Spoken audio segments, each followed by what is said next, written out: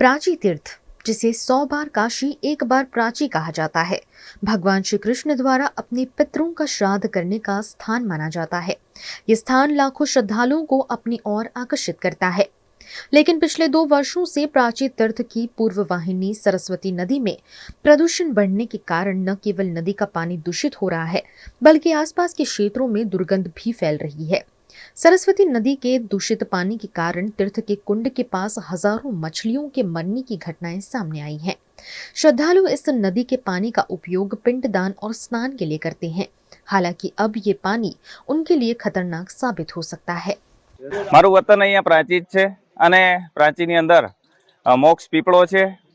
गुजरातमांथी लोको आवे अने अहींया पितृ तर्पण करे छे। कहेवाय छे के 100 वार काशी अने 1 वार प्राची।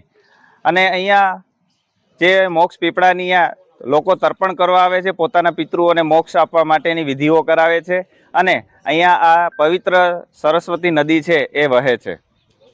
પૂરી સફાઈ 5 વાગ્યાથી લઈને 4-5 કલાક જેવી સફાઈ કરું, પણ અહીંયા બધા આવે, બધા કચરો નદીમાં નાખે અને આગળ પાણી નિકાલ નથી થતો। એના હિસાબે અત્યારે એટલી ગંદકી થઈ ગઈ છે કે બે હિસાબ અને ઊભું પણ કઠિન છે, એટલું ગંધાય છે પાણી।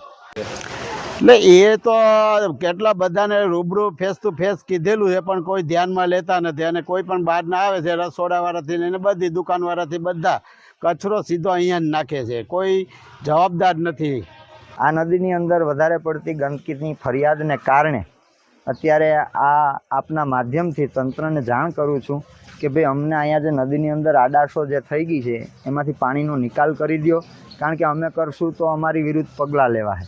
માટે તંત્રને વિનંતી છે કે આપ આવી અને અહીંયા જુઓ અને આનું જે કાંઈ નિકાલ થતો હોય એ કરો।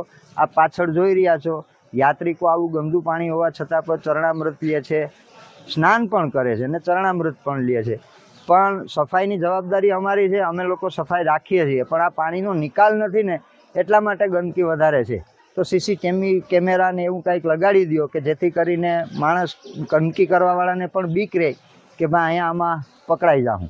જેમ યાત્રિકો પણ પુષ્કળ પ્રમાણમાં આવે છે, ઘણા અમને ફરિયાદ પણ કરે છે, પણ મેં તમને કીધું એમ આ આડાશ વધારે થઈ ગયાને કારણે મચ્છી પણ આમાં આ પાણી તો માણસ પીતો મરી જાય એવું છે, તો માછલા તો બિચારા મરી જ જાય।